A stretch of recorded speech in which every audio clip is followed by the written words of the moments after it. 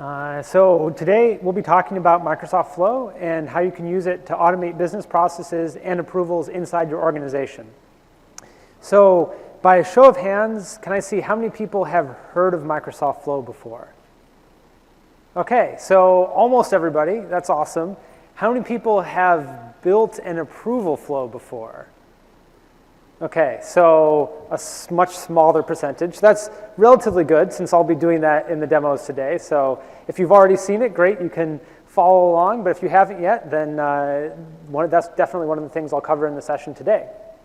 So when we talk about Microsoft Flow, I'm going to give a little background on why we're making Microsoft Flow, who we see it for, and kind of what the purpose of Microsoft Flow is. And I like to show this graphic, and really what we're trying to say here is today there's data in a wide variety of systems inside and outside of your organization. There's email, there's files, there's messages, and the way that you integrate this data together today, more often than not, is by having people doing manual tasks. People have to go and they have to copy and paste data between systems. They have to make sure that when they get an email from their boss that they do the right thing, that if they're sending out an approval request that it goes to the right people. In fact, not only are people doing this, oftentimes people are doing this with pen and paper. A lot of the processes that are inside organizations today still have not been digitally transformed in a way that they can run inside the cloud.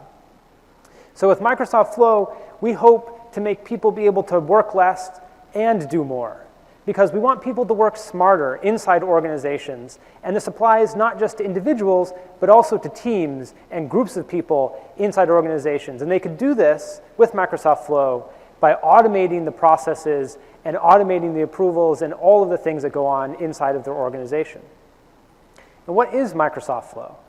Microsoft Flow is a global scale software as a service that is intended to support the digital transformation of processes across many different verticals. We have data centers throughout the world. We run in Azure, just like you'd expect, and we are a complete, finished software as a service. That means you can go to flow.microsoft.com and sign up, and it just works out of the box. We are not like an infrastructure service. There's lots of great talks today and throughout the week at Build about infrastructure and how you can use Azure to build that. That's not what we are. We are a software as a service you can use to sign up today and start automating things inside your organization. So to set some context of how Microsoft Flow fits in with the other Microsoft business applications that we have, there are tailored applications that meet your needs no matter where you are. If you're managing people inside your organization, you're managing the products of your organization, managing the customers of your organization. And we have tools like Dynamics 365 that have built packaged applications that meet these needs.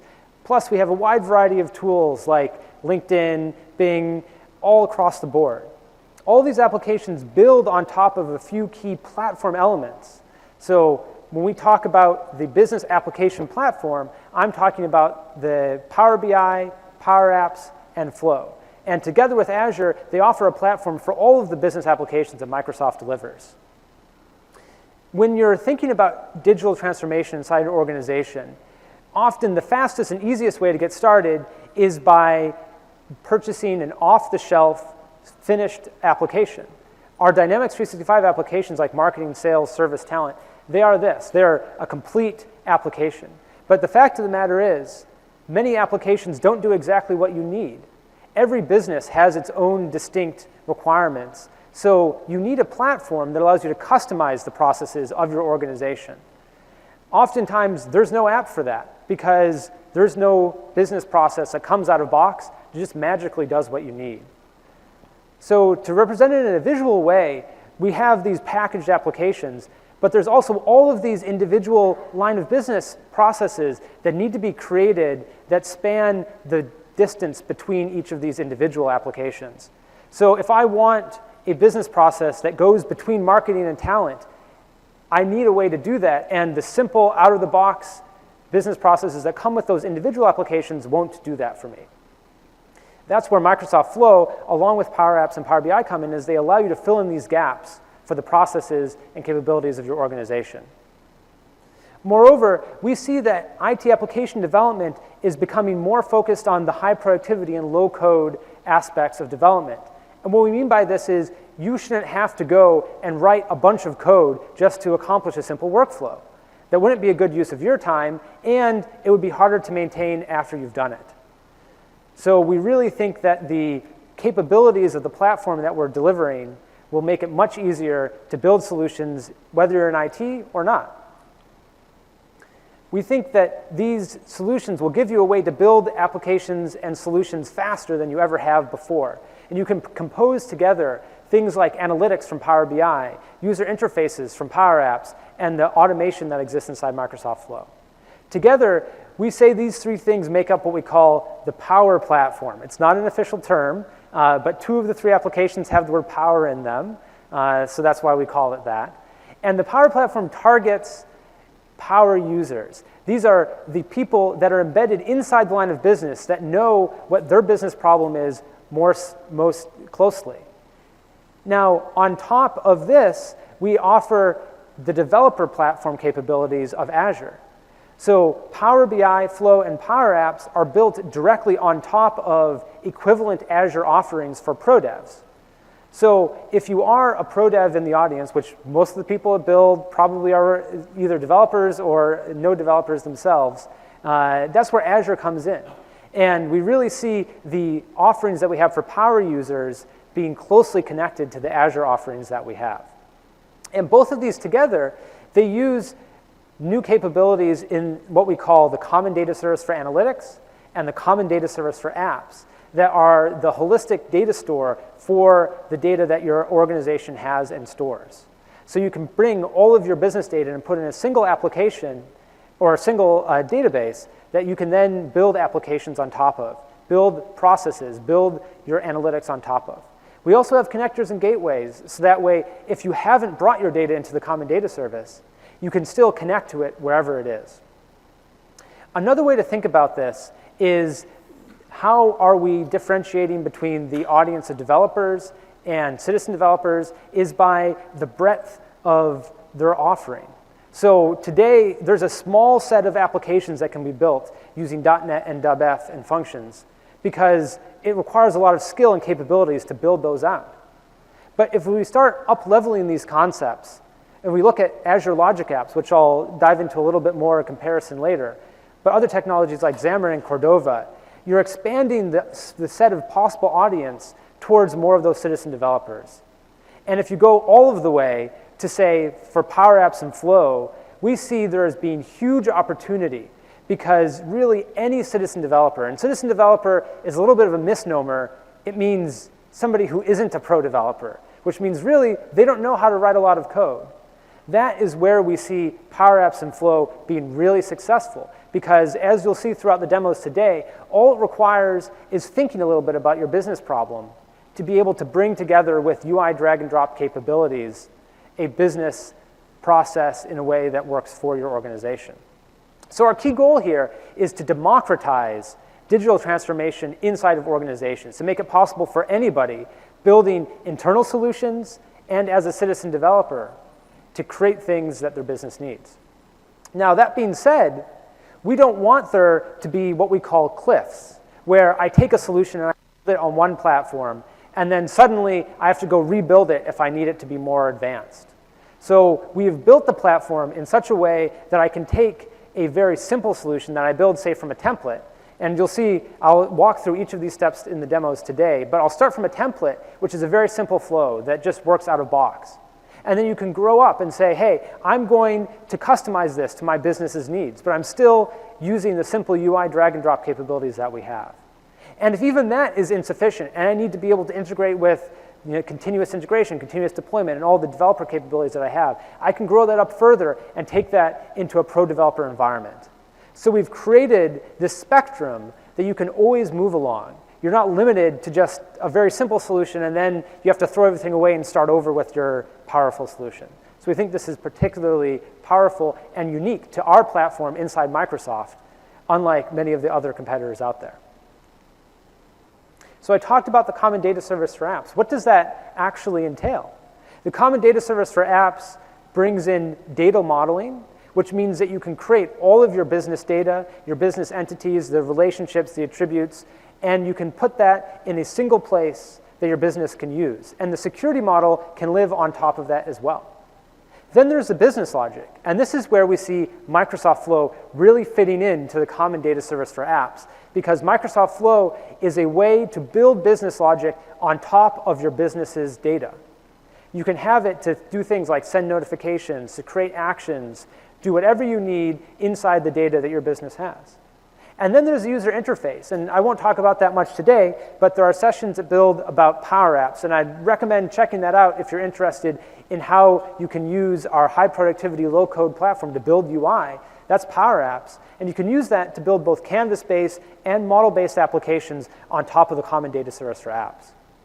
And one of the last things I want to mention on this slide that we hear a little bit of confusion about is what's the relationship between the common data service and Dynamics 365? And the answer is the common data service is the data platform that Dynamics 365 uses.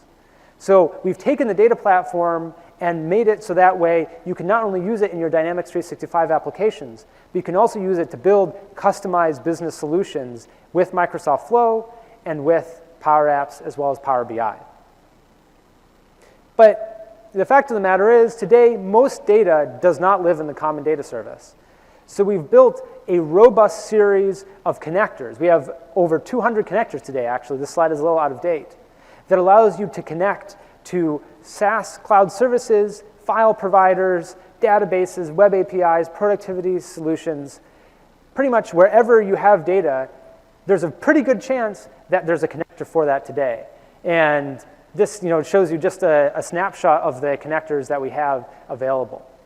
Not only do we have connectors to SaaS services, we also have the ability to connect to on-premise data. If you have an organizational database that runs inside your local network, you can actually connect to that from Microsoft Flow. So you can use that to drive your business processes. You also can build custom connectors, which allow you to connect to custom endpoints that your organization may have created. And I'll talk a little bit more about that at the end. Now, some organizations see this slide and they freak out a little bit because, hey, there's all these places that my company's data can end up going. How do I keep track of that? How do I prevent data from being leaked to places I don't want it to go? And the answer is Microsoft Flow comes with rich admin capabilities built in, so that way an organization can feel secure in using it in a way that does not result in data leaking outside of the organization. So we have things that we call data loss prevention policies, and these data loss prevention policies block data flow from a source that may be compliant to a source that's non-compliant. So this is how organizations can adopt Microsoft Flow and still be confident that data is not leaking in a way they don't expect. Now, Flow has, of course, a wide variety of standards. It has accessibility, and it also has extensibility, which means that developers who want to extend the capabilities of Microsoft Flow can as well. And there's those custom connectors I mentioned, as well as the ability to connect with Azure. And when I showed you that layered diagram with the power tier and the developer platform, really that's where I was talking about how Azure can be used to extend what you build for power users inside your organizations. And one of the things that really excites me personally is Flow is embeddable via an SDK in your application. That means if you build a web application and you want workflows to be natively included in your application, you can actually do that simply by including the Flow SDK. And in doing so, as long as you support Azure Active Directory federated authentication, the user's flows can show up right inside your application. You can customize those views.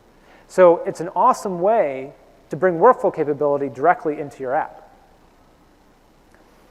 Besides just giving IT control over what happens inside organizations, we also solve key problems for IT. Integration is a problem that spans the enterprise, and at the end of the day, there's only so many IT guys out there who can actually build solutions for the line of business. So we really believe that by democratizing the ability to create business processes, so that way any line of business can create the business processes that they need and automate them, it will make the job of IT much easier, because now they don't have to spend time building out bespoke solutions every single time that somebody requests a new process to be built. And this self-service capability enables the less technical users inside organizations to feel empowered, to feel like they can make a difference and they can make their own lives better. Sometimes, though, if there is a solution that has been built and you need to be able to, as IT, take it over, you can do that as well. And with Flow, we have built it directly on top of Logic Apps, which means if you've built a Flow as a business user and IT wants to take it, they can put it in IT's Azure subscription. Which kind of begs the question, what is the difference between Logic Apps and Flow? Well, the reality is there's far more commonalities than differences. Flow is built directly on Logic Apps. It is literally the exact same engine. It is the same UI designer. It's the same expression language. Performance characteristics are the same. Reliability is the same. It's the same thing at runtime, which means that Flow is just as robust as Logic Apps when it runs. But there is a key difference in that Logic Apps is our pro developer offering. It targets people who use Azure, who live in Visual Studio, who expect to use source control, who want continuous integration, continuous deployment, those types of things. That's where Azure really excels because it has things like Azure Resource Manager. It has things like the ability to go to the audit logs inside Azure, access via RBAC. All of these things are available inside of Azure. So if those are the types of things that you want for the workflows that you're building, Azure Logic Apps is the right solution for you. But the fact of the matter is, there's millions, well, I suppose there's technically billions of people in the world who don't use Azure today. And for those people, Flow, along with Power Apps and Power BI, are really a great option because they don't require having an Azure subscription. They don't require going to the Azure portal or installing Visual Studio or using any of those pro dev tools. They're a way for people to get started with just a few clicks. So why don't I dive into that? Building flows. So inside of flows, there are a few key concepts that I would like to talk about. All flows start with what's called the trigger. It's the event that kicks it off. Flow then can have any number of actions, and it can have additional logic, like conditions. Flows can have loops. They can have a do until loop. They can have a for each loop. They can also have different types of branches. You could have parallel branches. So you can build out your business process to do whatever type of workflow you're interested in. Your flows can then trigger other workflows if you want to isolate the business logic between different locations. To get started with a flow, we have literally thousands of templates available on the Flow website. These templates help users to get started by pre-configuring and bringing together actions and triggers in a way that they're already set up. So that way the average user doesn't have to worry too much about exactly how to wire things together if they're just coming and getting started out of the box. These templates are a great showcase to understand, if you're interested, what can Flow do? Well, the easiest way to find out is go to the website and browse our template gallery. There you can see thousands of different ways that users use Flow today to improve their business. Now, once you start using a template, you'll get a flow created, and then you can go to the Flow Designer. This is a little snippet here of what the Flow Designer looks like, and obviously I'll go into this more detail in the demo. But at the top of every flow is a trigger. The trigger is that event that starts it, and then below that are the actions. For the triggers and the actions, we have what we call inputs, which are those text boxes on those actions there. And you have to configure the inputs in order to make that particular action work. If you imagine send an email, obviously you need to say who you're sending the email to, what the subject of the email is, what the body is, etc. In terms of triggers, there are 3 different common types of triggers. The first one is you can run a flow manually based on a user taking an action. For example, we have a Flow mobile app that I'll show in a little bit that allows you to hit a button and immediately kick off a business process inside your organization. Another thing you can do is you can use Flow to run on a schedule. So you can say every week or every day at 4 a.m. This can even respond based on daylight savings time and those types of things. Finally, and this is the most common way that people run flows, is by running on response to an event that happens out in the cloud. So if I get an email or a file gets uploaded or somebody posts an RSS feed, all of these things can trigger flows. Then let's look at the actions. Actions can run any number of steps that you like, and they can connect both to cloud services and, of course, to data in the on-premise gateway like I mentioned.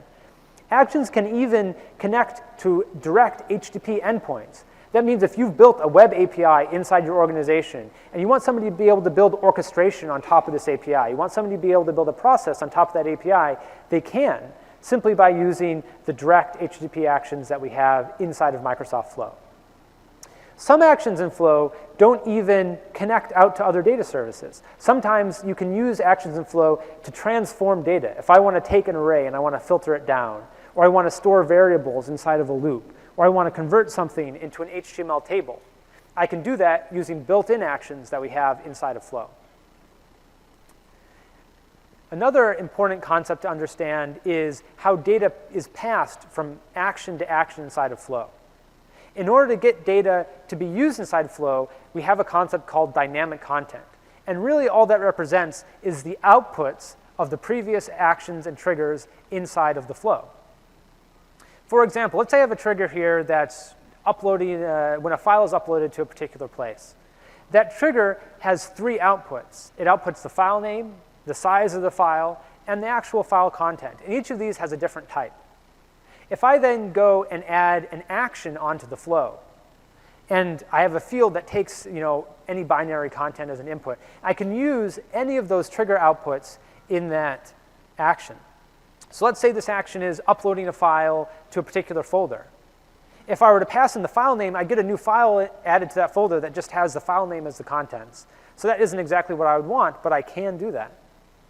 Now, that action will in turn output additional data, such as the title and the title of the folder and how many items were in that folder. If I then add a third step, another action onto the flow, I can now use any of the data from both the trigger and the action above it.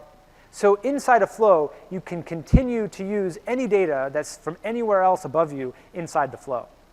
The other important note here is that the data that we show is filtered based on the type of the field. This means that if I have data that's output as a number, and I have a number field that I would like to pass data into, I can only pass things like the size and the count, but I can't pass the title because that's a string, which doesn't match that type. So we do intelligent type matching there. And if you really know that that title is going to be a number by convention, you can explicitly cast types as well inside of Flow. OK, so I've been talking for enough time. Why don't I switch over to the demo? And of course, my computer has fallen asleep, so I'm going to need to sign in.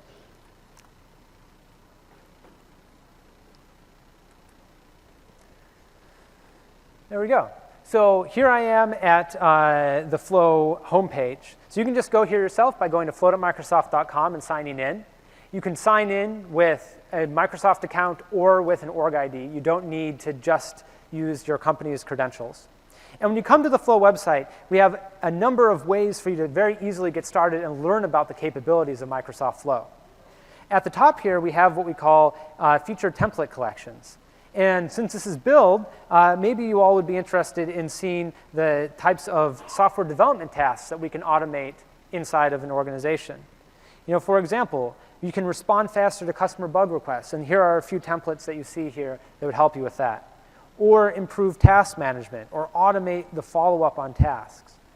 Each of these is a template, which means we have already configured for you the steps that need to run inside that flow and the data flow between each of those actions. So you could actually come to Flow right now and just start using these processes. In addition to using the templates, you can also browse the different connectors that we have inside of Flow. You can learn a bit about Flow and see some of the feature templates. And these templates have been used quite a bit. You can see this first template here has been used almost 250,000 times. So a lot of great scenarios are being built out today with Flow. We also have a mobile app that I'll talk about in a little bit. So now let's take a look at the different connectors that we have inside Flow. And with that, you can pull up and see, I can pull up in here and see at the top we have the recently added connectors. There's some custom connectors that have been built inside my organization. And then here's the full list of all the connectors. So don't try to memorize that list. But what I want to do for this demo is I want to build a simple flow that will create a Wunderlist task whenever a new bug is opened in Visual Studio and assigned to me. So I can go to Wunderlist and see the details of what Wunderlist can do inside of Microsoft Flow. And here are some triggers that Microsoft that Wunderlist has. So I can trigger when a new task is created, when a reminder is due, etc. But in this particular case, I want to find a template that creates a task for me when an item is assigned from Visual Studio.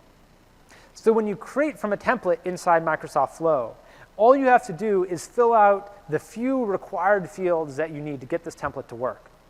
When I'm copying from Visual Studio into Wunderlist, I just need to tell it where to find the items in Visual Studio and where to put the item in Wunderlist. So I'm going to start with the account name that my Visual Studio, that I'm using inside Visual Studio Team Services, the specific project name. If I want, I can choose a specific team to put the item into, and I want to make sure that these items are assigned to me, and this is just an account I created for the build demo. So now I've configured this flow to listen to items created in this particular account, in this particular project and team. The only other thing I need to do is go to the Wunderlist list that I want to populate. So in this case, I'm just going to put these tasks into my inbox. And that's pretty much it. With just, say, 5 inputs here, I was able to create automation inside of my organization that enables me to now go to my Wunderlist list and see all the Visual Studio tasks that are created. But as I was talking about earlier, there's not a cliff here. It's not like that UI that I just showed you is the only way to manage that flow now. I can click on Edit Flow, and I can see the trigger, which is right here, as well as all of the actions that are inside that flow.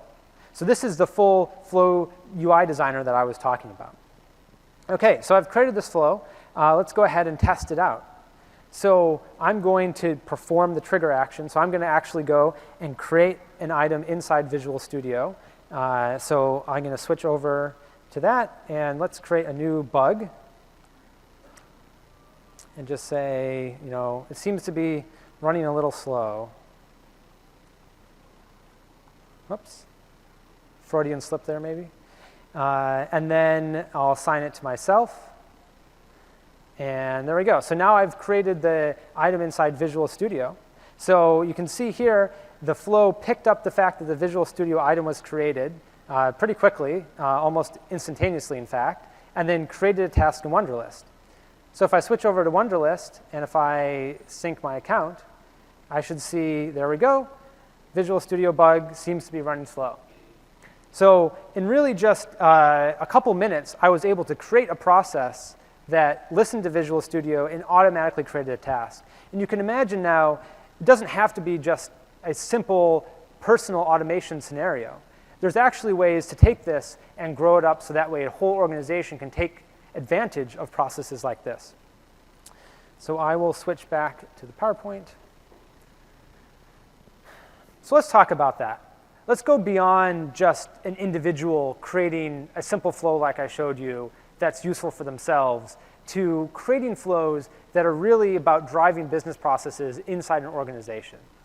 So there are 3 different ways that we make flows available outside of just the context of an individual. The first is you can have a single flow that is owned and managed by multiple people at once.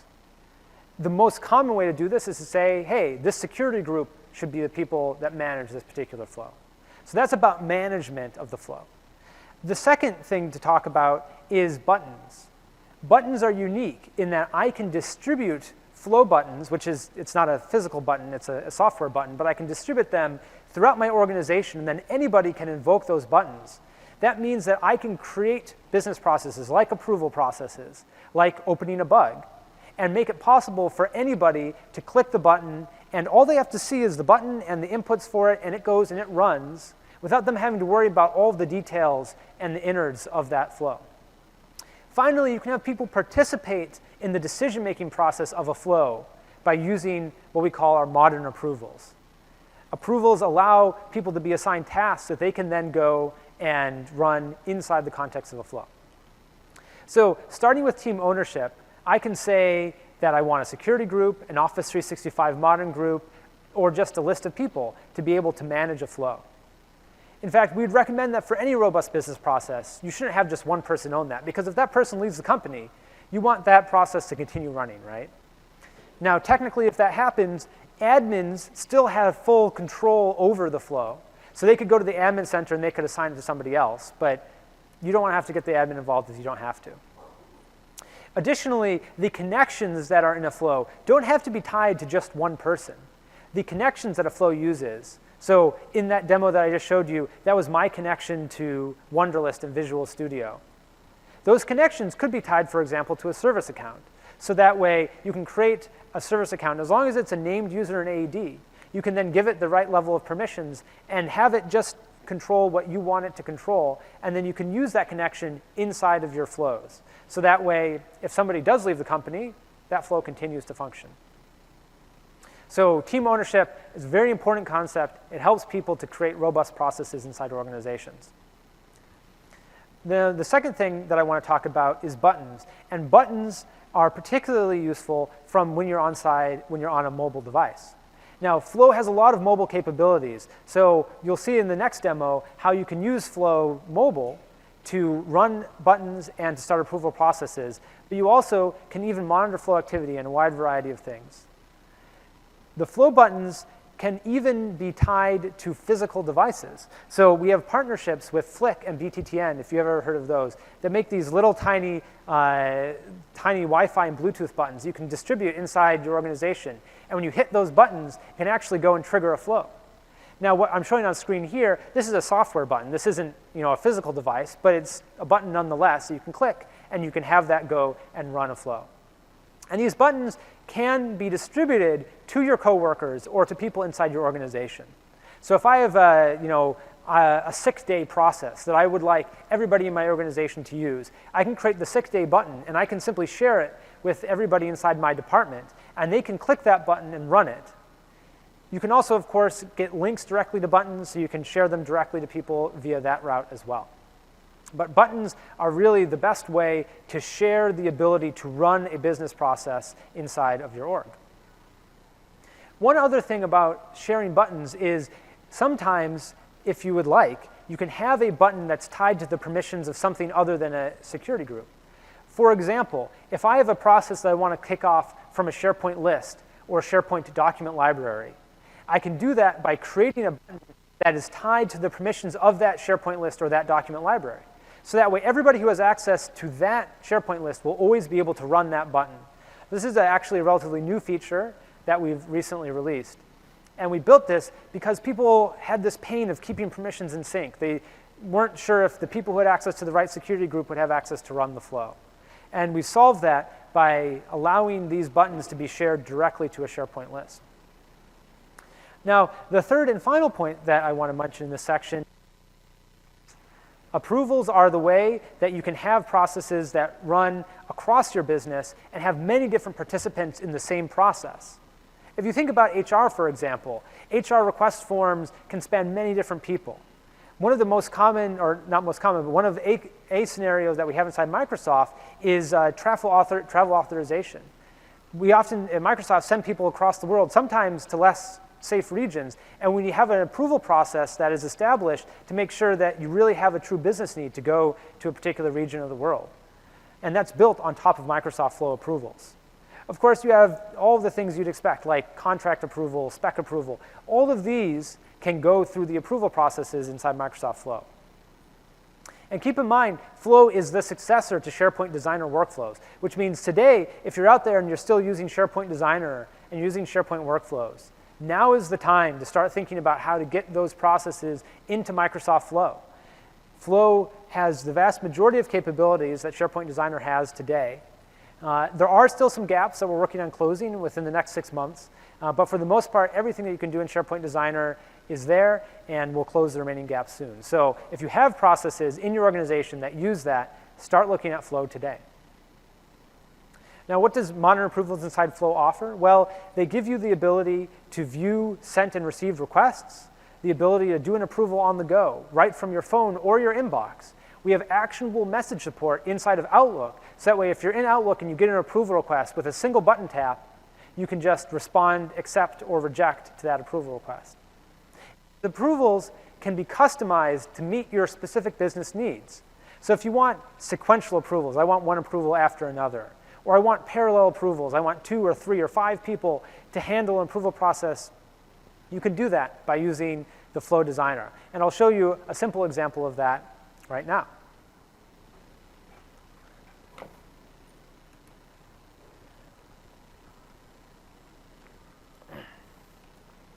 So to build this flow, rather than building from a template, what I'll do is I'll create from blank. Create from blank is how you can create any type of process that you would like. And when you do, you're first presented with some popular triggers that might help you get started, but what I want isn't in this list.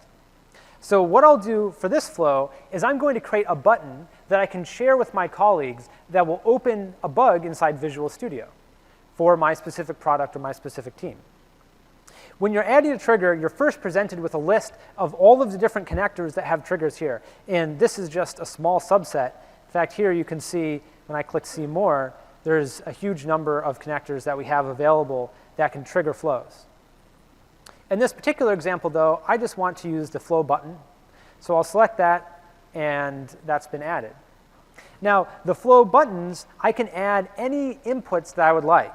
And these inputs can have different types. I could have a file upload associated with the button. If I, for example, want somebody to take a picture with their phone and upload that file to send along with the flow.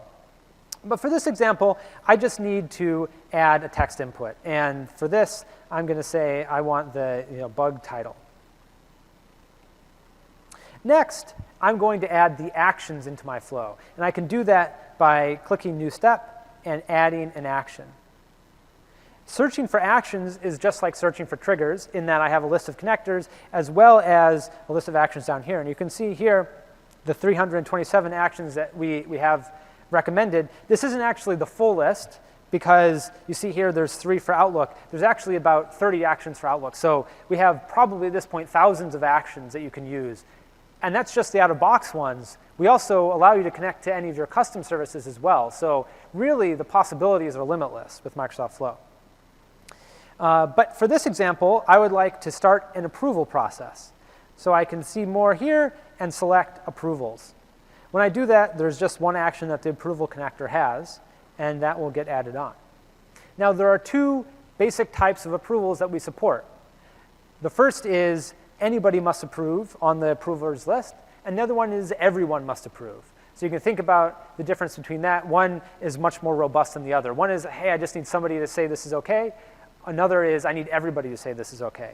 However, for the demo, I'm just going to be the only approver so I can get the demo done. So it doesn't really matter which one of those I choose. Now what I'm going to do is I'm going to populate the title of the approval request. And when I do that, that dynamic content popover that I talked about earlier pops up. And you can see here the list of all of the outputs from the button trigger. So in this particular case, I want the title to match the bug title. In addition to using dynamic content, I can just type content directly into the Flow Designer, of course. And some fields are intelligent. So this one knows this field is an email field. So it automatically can do autocomplete. And since I'm the only approver, I don't need anybody else on this list. Next, I can add a condition into the flow. And the condition is how I get branching logic. When I do that, I get this if yes branch and if no branch. And inside the condition, I'm choosing what I want to check. In this case, I want to check to make sure that the approver, the response from the approver, is equal to approve. So that will make the flow go down the yes branch of the flow as long as I approve the request. So now on that branch, I can add the specific action that I want the flow to do. In this case, I would like to find a Visual Studio item to be added. So I search for Visual Studio, and it shows me all of the actions that Visual Studio has inside of Flow. And there are 11 here, 7 triggers, so a lot of things you can do with Visual Studio. But in this case, I just would like to create a work item. So when I create a work item, this UI may look familiar to you because it was similar to what I showed in the first demo. But I have to choose the account as well as the project that I'm interested in creating this bug in. And I can leave the work item type as a bug. And then finally, I would like to put the title into the work item. So when I do that, I can come down here and use the bug title output from the trigger. And notice how we're accumulating these outputs. So I can use outputs either from the step above it, which in this case is start an approval, or from the trigger. And as I add additional actions on, you'll see I can use any of the data as long as it matches the right type. So I just need to give this a name. Let's say, build demo, and hit save. And now this flow will be saved, and I can start showing you the mobile device.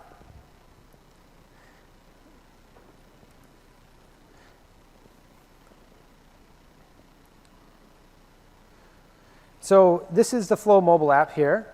And inside the Flow mobile app, on the first tab, we have activity, which just shows you what's been happening with your flows recently. So you can see here, I have flows like get Outlook tasks, create that task and note for assign Visual Studio item. That was a flow that I ran in the first demo. That was 13 minutes ago. So you can see all the flow activity here. But for this demo, I would like to click a button to start an approval. And the Buttons tab here gives me all of the buttons that I have created inside of my account. Well, another note about buttons, you can actually go and get the buttons right from the lock screen on your phone. So if I lock my phone here, you can see there's this Flow button section in the widget, and that build demo that I just created, I could actually click that right from here. But let's just do it from the app. So I'll go to the build demo, and I'll click that button. As soon as I do, if you remember, I had to provide the bug title. So I can say here, if I can spell properly, build bug, and hit done. As soon as I do that, it's going to start running the process. And you see, I immediately got that approval request. That's because I was the approver. Now, in real life, you'd almost certainly have different people submitting the bug as approving the bug, because what's the point if it's all one person? But just for demo purposes, I've done it all at once. And you can see, as soon as I clicked on that approval notification, I got a tailored UI here that showed me what I typed in the bug, just the bug title, who it came from. In this case, it was me again, what time. And then I can choose, do I want to approve or do I want to reject this incoming request? So I'm going to go ahead and approve it. Actually, no, I'm going to reject it because, no, I'll approve it. So I can approve it here, and I can add a comment if I want, and then hit confirm. As soon as I do that, it will go and create that item back inside Visual Studio. So I'll switch back to the desktop, and then you can see if that item actually got created. So I'll go back to the list of bugs. And you can see here, build bug just got created, and it's been successfully put into Visual Studio after I triaged it right from my phone very quickly. Now, from the flow here, I could customize or enhance this approval process as much as I wanted. So one of the other things that we support in Flow is, for example, adding parallel branches. So if I wanted 2 people to be handling this approval in parallel, I could do that here. You see, when I do that, I get the same UI that we've seen a few times already before, where I can add parallel actions in. So I can say, hey, I want to start a separate approval. I want to send this to somebody else. If I want, for example, to do an escalation path for approvals, I could do that by, after that second approval, I could get the manager of the person who approved the first request, and then I could add yet another approval action below that. So you can imagine here how you can really build out these approval flows to meet your business's needs. So now I'm going to start talking about some of the more advanced concepts that we have inside Microsoft Flow. So that was hopefully the easy part. Now let's talk about expressions. Expressions are the way to make advanced content inside of Microsoft Flow. So if you have, for example, a type that you want to convert, or you want to do an inline calculation, I just want to do some math. I want to divide 2 numbers, or add or subtract, or do something like that. I can do that. Or I can get the current time.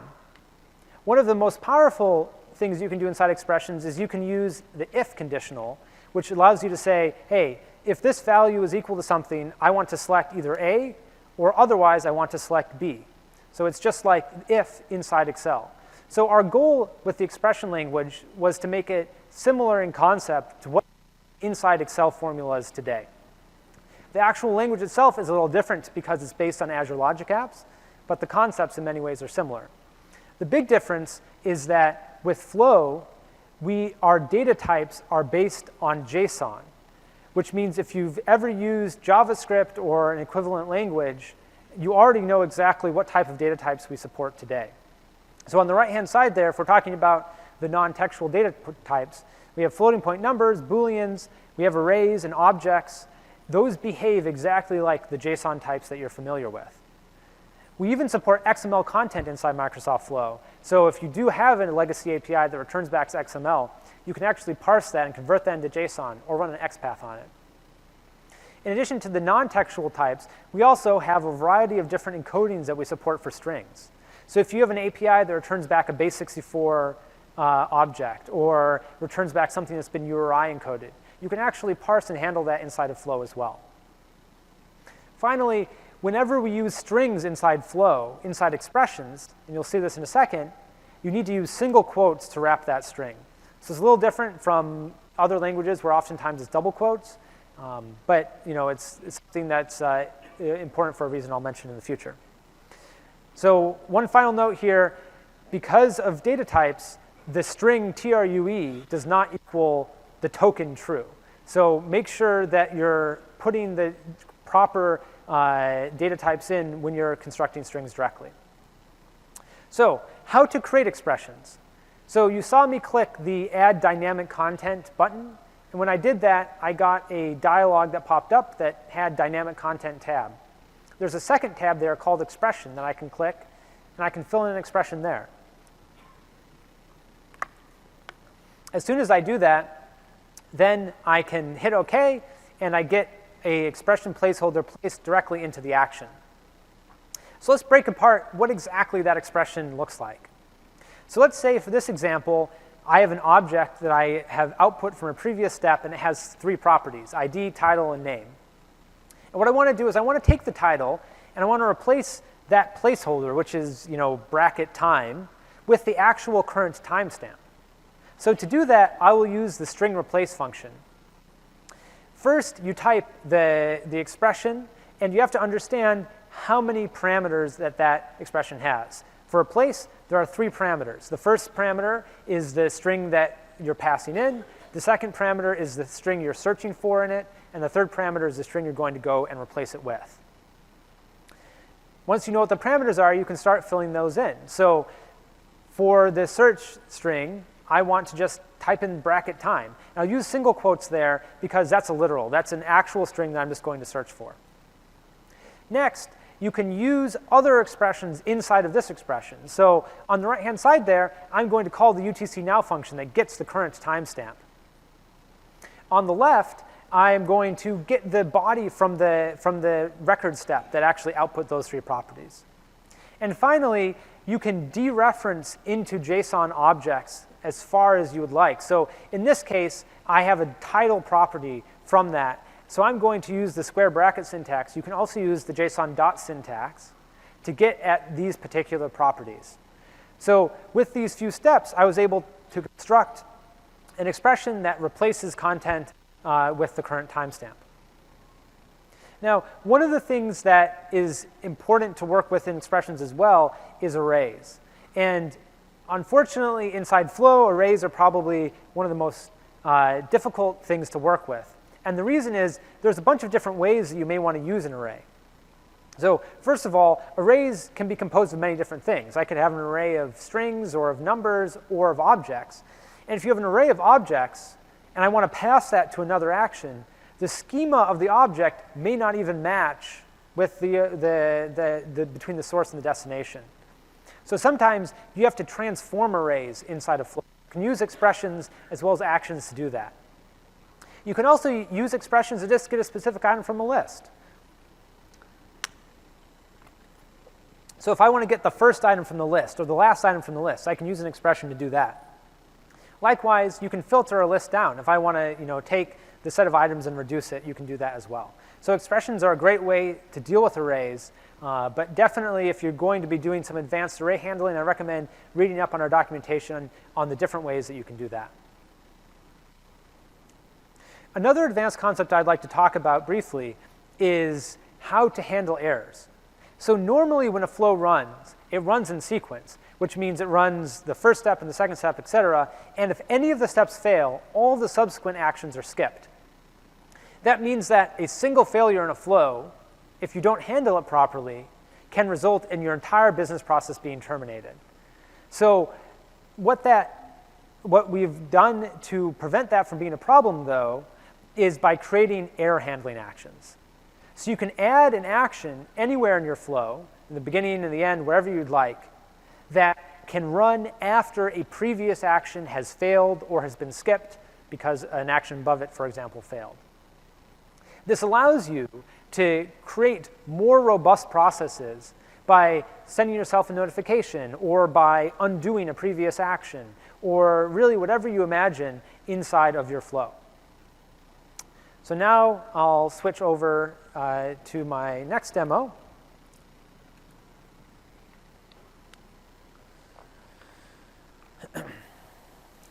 And for this demo, I'm just going to modify the flow that I created from the first one. And what I'd like to do, today when I created this flow, I created as a button that I could trigger. But I think it would be more interesting if I could have all the people in the audience trigger this button to be able to open bugs for us. So what I'm going to do is I'm first going to just remove those outputs from the trigger so I can change it. I'm going to change this from a button trigger to an email trigger. So I've set up an inbox that I can actually use to get ideas be submitted from you all in the audience. And it's just in a particular folder that I have here, flow contact. So now this flow, rather than listening to a button, now listens to a new email arriving. And that email can come from anybody. Next, I can update the approval action to use, say, the subject of the message as the title of the bug. Another thing I want to do is I want to create a live Power BI dashboard that shows me how this flow is executing. So I can do that by pushing data to a streaming data set inside of Power BI. So I can search for Power BI here. You can see we have an add rows to data set action inside of that flow. And then I choose what Power BI workspace. In this case, it's the flow contact workspace, as well as the data set that I created for this and what table I would like to stream data into. And when I do this, you may notice that we've gone to that particular data set and gotten the columns from that data set. Each data set may have a distinct set of fields, but in this case, it has these particular fields here that I created for this demo. So for the name of the person, I can pass that in. For the idea, I said that's going to come in the subject of the email. Status will start out as pending. And for the date, that's when the email was received. So that I have added at the beginning of the flow. The other thing that I need to do is add an action at the end of the flow to push to the Power BI data streaming set when the approval has been completed. So I'll add another row to the data set, and I'll pick the same workspace that I created before, and the same data set, and the same table. And likewise, I'm not going to change the name, so I can come over here. You can also search inside of dynamic content. So I wanted to search for the from. So when you have a lot of outputs like I do now, you see there's all of these outputs from all these previous actions. It's oftentimes much faster just to search. So I can do a subject. And for the status, I am now going to pass in the status from the approval action. So I can go and hit the response. And now I'm going to use an expression. So I've been using this dynamic content tab extensively, but I can come over to the expression tab, and it gives me a list of all of the different options that I have for filling in an expression. So for the date function, I want to get the current timestamp. So if I come down here, I can see there's a function called UTC now that I can call. I can see what other options I have. There's a lot of them, actually. We have over 100 different functions you can call. But I'm just going to use UTC now and hit OK. So now that that's been added, the last thing I want to do is track the duration of how long it took me to approve this request. So I can do that by writing a more advanced expression. So this expression, what I'm going to do is I'm going to subtract 2 date times. So I'm going to type sub. As you notice, as I'm building this out, we also have IntelliSense that shows you the parameters of the expression as you go. So I'm going to subtract, well, I want to subtract from the current timestamp. And the other thing I need to do is I need to convert the time to ticks so that way I can do that math. Because you can't subtract 2 strings, obviously. So I'm taking the ticks of UTC now, and then the other thing I'm going to do is take the ticks of the receive time of the email. Now, in this popover, I can also switch back to the dynamic content tab and find that received time that I had, and it will automatically drop in the expression for that particular output. So you see here, the receive time is actually a property inside the JSON object. So I can scroll over there. Whoops. So it looks like I lost the outputs there, but I can rebuild it real quick. Ticks.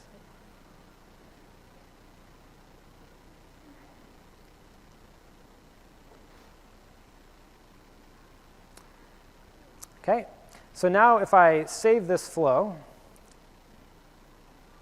it looks like I have an invalid parameter somewhere. So let's take a look and see exactly where that is.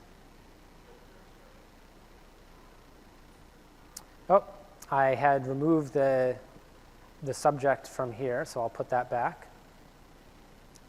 And yeah, you're right. It looks like it did. I misclicked again, so I'll try one more time. And then if this doesn't work, I'll switch to my backup flow. Let's see now.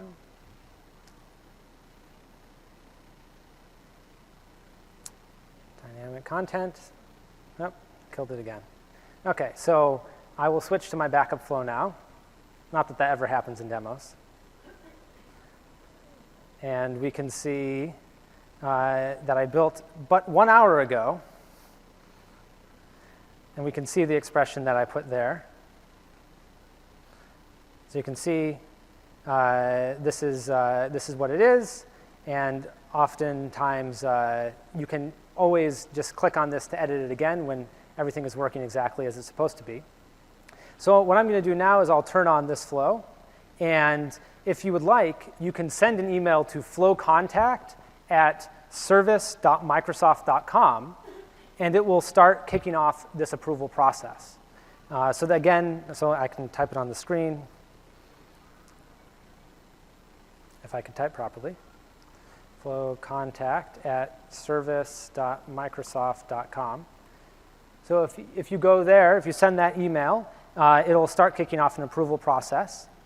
And I've created this Power BI dashboard here that takes that data as you go. So you see here, it's pre-populated with some of the ideas that I already had put in. But you see somebody put in, get the slide deck for this session. And as people submit more ideas, this will start going. So now what I can do is I can triage these ideas by going to the Approvals tab. So that request about getting the slide deck for this session, that should actually show up here. So you can see somebody submitted this. So I can approve this because I believe all the sessions are streamed and fully recorded. So I can say, great idea. And hit confirm. And if I go back to the Power BI report now, because I pushed that second event, it will actually, you see the approval pie grew a little bit more. The latency for doing the approval, for that request was at 0.71 minutes. And you can see there's more requests coming in. And yes, we did encounter a bug with the expression builder, so we'll work on that.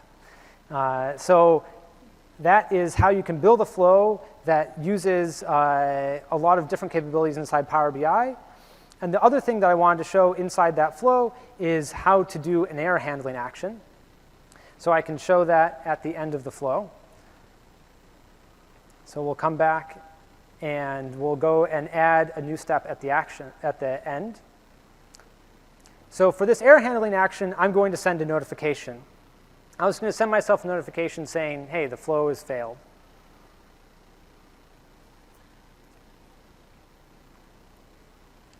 And when I do that, I can go up to this ... menu, and up here, there's a bunch of different settings for actions. So you can configure, decompression and the timeout of the action, the retry policy. The other thing you could do is you can configure the run after. So this is how you can make an action that runs only after the previous action has failed or was skipped. And when you do that, you may notice that the designer, it highlights that arrow red to indicate that this particular branch will only run if any of the previous actions fail. So that was building out a flow that uses expressions. So for the final section, I'm going to talk a little bit about how you can take those flows and grow them up into logic apps. So with the flows today, you can already call logic apps directly if you'd like. So because Flow supports calling any arbitrary HTTP endpoint, in the flows, you can make that HTTP call, and you can actually have a flow or a logic app that has a trigger called request. And that request trigger allows you to receive an HTTP call. And it's a little hard to see on the slide, but in that gray box, there's a URL that you can actually copy and paste and use. And then you can use that to isolate logic. You can have a pro developer go and build some key logic inside a logic app, and you can call it from a flow. You can even have flows call other flows via this mechanism. Likewise, if I really want to take a flow and I want to convert that to a logic app, I can do that by exporting the flow as a logic app resource definition template. So whenever you go to a flow, in that More menu, there's two ways you can, in fact, export flows. One is by exporting as a package that you can use to move your flows across environments. So that's useful if you have, say, a dev environment and a prod environment, and you want to build your flows in your dev environment, test them out, make sure they work and don't encounter errors like I did. And then when you go to production, you can export it and bring that whole package over. But for logic apps, you get a simple resource definition file. And with that file, when you bring it into the Azure portal, you then have to repair the connections for that particular logic app, because connections that live inside of Flow are tied to a particular owner or individual in that environment, whereas the connections that live inside Azure are stored in the resource group. So you do have to use a new set of connections when you bring that flow over as a logic app. Now, some other things to keep in mind is there are some limitations for going from Flow to Azure. For example, not all connectors are available inside logic apps. Specifically, the connectors that rely on the Flow mobile app are not available. So that Flow button, the Flow approvals, and the notifications are not available inside Azure Logic Apps today. So if you're building the process like the last one I showed you, that you have to use Flow for. But besides that, you can really bring any other capabilities over to Logic Apps that you want. Finally, as I mentioned, you can actually call logic apps from Flow as a HTTP endpoint or as a custom connector. Now, custom connectors has a whole dedicated session tomorrow. So if you're interested about how you can build connectors in your organization or allow other people to call your ISV application if you have one, you can do that by building a custom connector. So I strongly recommend checking out that session if you find it interesting. Another thing you can do is you can embed Flow into websites. So this is a screenshot of me just doing it with Wunderlist. But you can actually take an iframe of many different types of Flow views and put them into an application. So if you have your application and you want to create your own set of templates and capabilities with Flow, you can actually do that. And there's more documentation at that URL. And since the slides will be posted, you could come to that URL later if you'd like. So for my last demo, I'm going to just show real quick how you can take a flow and export it as a logic app and what that looks like. So I'll go back to my list of my flows, and I'll take, say, a simple flow like this flow, and I go to this menu here, and I can hit export, and I can export it as a logic apps package, and I'll just save this. Now when I go to the Azure portal, I can create a resource from a template by searching for template in the marketplace.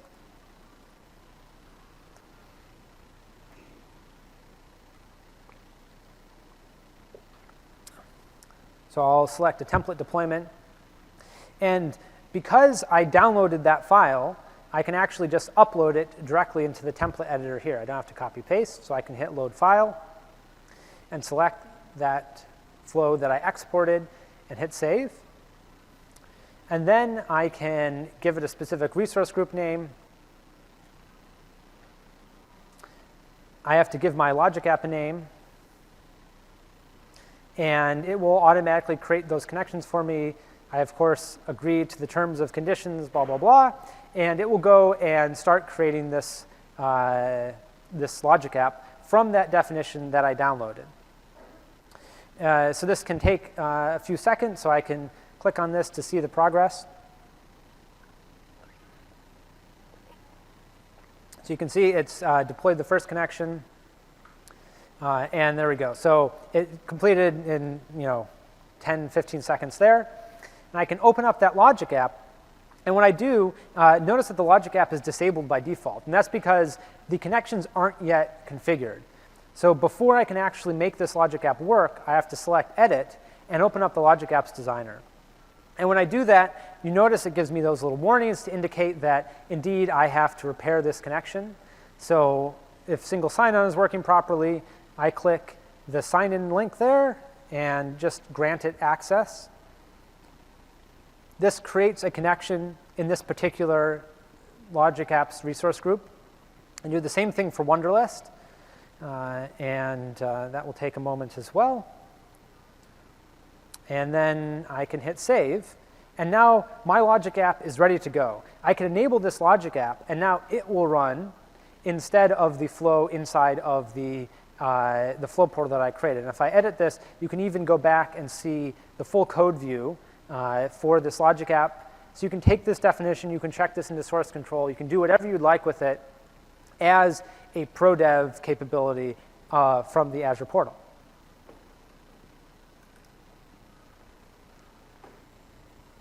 So just before we close, I'll leave a few minutes for Q&A, and I'll stick around afterwards as well. I want to talk about a few more things.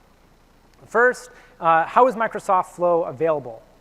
You can get it as part of your Office 365 or Dynamics 365 subscriptions.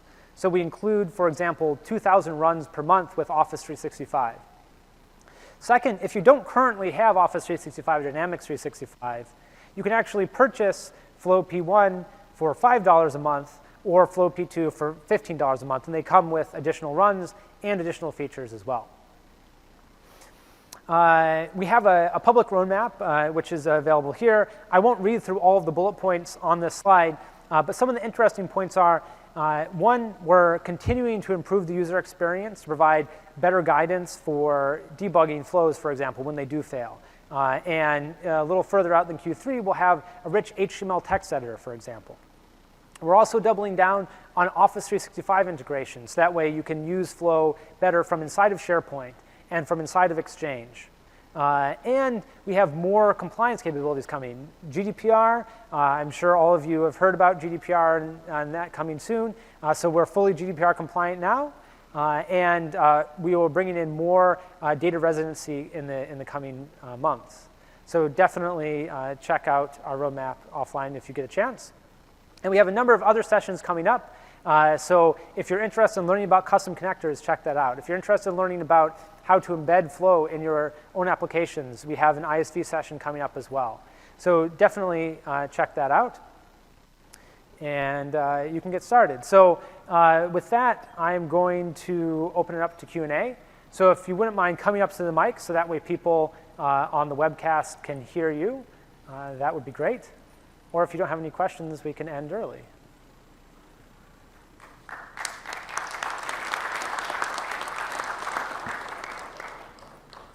One question for your Microsoft Flow, compared to existing, you mentioned earlier about SharePoint on-premise, SharePoint Designer workflow. What's the gap? Is that you said Flow will be the successor to SharePoint workflow? Could you explain more on that, yeah, especially on-premise? Yeah, so specifically, there are a set of actions in the SharePoint connector that are not yet available for Flow. And those specifically revolve around a few areas. One is site administration, like the ability to create and manage SharePoint sites. Another is doc set management. So if you're using those capabilities inside SharePoint workflow, we don't have native actions to do those today. However, as I've mentioned a few times, because you can use any web API, any HTTP endpoint, you can still accomplish that from inside Flow. You just don't get the nice kind of UI designer that I showed there. You have to kind of put the JSON object for making that API call directly. So you can still do everything you can do in SharePoint Designer, but we're closing the gaps in terms of the action sets in the coming months. Thanks. Yeah, thank you. Hey, just kind of a general question on that stuff, on the flows there. You mentioned timeouts on there. Is it possible that a timeout can be infinite on a flow? And I guess is there an overall lifetime on a flow, like it's going to be killed after a certain period of time, or? So flows last for up to 30 days today. Okay. So, and that means any individual action also can't last more than 30 days. Okay. So like an approval action, if I don't respond within 30 days, the flow will be canceled. However, I can create a timeout, for example, that's like starts a new flow if you really 29 want to. days. If it's still at that state, you start the new flow. The other question around the error handling actions, you'd said at the end, like if an action times out or is skipped. So by putting that at the end, was that just effectively a global error handler for the entire thing? That's exactly right. Yep. That's what I thought. Hey there. Nice Hi. session, by the way. Thank you. So kind of going on the question of how Flow is starting to replace workflows in SharePoint, thinking about things like in Dynamics and all that has their own workflows. Yep. Is that kind of what you see Flow becoming eventually as well, or? Absolutely. So the goal ultimately will be that Microsoft just has Microsoft Flow. We shouldn't need a separate workflow engine for Dynamics and for SharePoint and for all of the various other applications that we have. The number of gaps we have with Dynamics is a bit bigger than we have with SharePoint today. So I can't tell you, hey, get rid of your Dynamics workflows and go build on Flow. But at this point, if you do have solutions that are asynchronous in nature, and you do want the ability to connect out to other services, Flow is actually a better choice than Dynamics Workflow for those types of things. If you're doing things that are inside about data integrity, for example, that run transactionally with your data set inside Dynamics 365, then continuing to use the Dynamics 365 workflow right now is absolutely the right choice. Cool. Thank you. Yep. For the on-premise, will Flow be supported for SharePoint on-premise? So Flow will probably forever run only in the cloud, but you can use the on-premise data gateway to connect to SharePoint data that is on premises. So although the workflow will execute scalably inside the cloud, your data can be entirely on premises if you want. So as long as you're okay with that, then you can use Flow today for any SharePoint on-prem scenarios. Any other questions? Okay. So our IT department is going to build flows Yep. for a lot of people, and so we're concerned about, we don't want an individual user or group of users to own that, because if they leave, right? Yep. Is it a good practice to have a service account to basically own those workflows? Yes. So I would say in terms of ownership of the workflow itself, a security group should be fine. So make sure that the IT dev team has access to the security group, and the security group owns the flow. For specific connections inside the flow, that's where a service account comes in. And then you can grant that particular service account just the permissions for whatever resource you need to connect to. So that way you can limit the blast radius if something goes wrong with it. Hi, so I'm going to ask two questions. Okay. The first just ties on to what you had just answered about on-premise. If we have Flow reach back onto on-premise, is there something we can install on-premise so that it will update or call a flow when a record is created, for example, in our on-premise SharePoint or on-premise Dynamics 365? Yes. So for on-premise SharePoint, you can trigger flows as well. Sure. And is there something we have to install to do that, or does it just... Yeah, so it's the on-premises data gateway. Okay. So it's the same data gateway that Power BI uses as well. So, like I was showing, there's that common layer between Power Apps, Power BI, and Flow. It all uses the same underlying technology. Cool. And the second question is sort of similar, which is it possible, you said you can call a Logic app from Flow. Can you do the reverse and call flows from Logic apps? You could. So if you create the trigger as the request, HTTP request trigger, which is the endpoint, you can call that from anything. So you could call it from a Logic app if you want as well. Just one more. Because now Microsoft mentioned that Flow is going to replace, replacement, the successor for SharePoint Designer workflow. When do we can anticipate Microsoft saying that for the Dynamics 365 workflow? I can't give a specific timeline. I would say at this point, we are saying publicly that in the fullness of time, all of the capabilities that you can do inside Dynamics workflow will be inside Microsoft Flow, but that is not the case today. So if you're building a solution today, you do have to kind of make that choice between, hey, am I doing something transactionally inside the data, or am I doing something that's kind of a connective asynchronous business process? So depending on which one you have to choose today, but eventually they will all combine under one technology stack.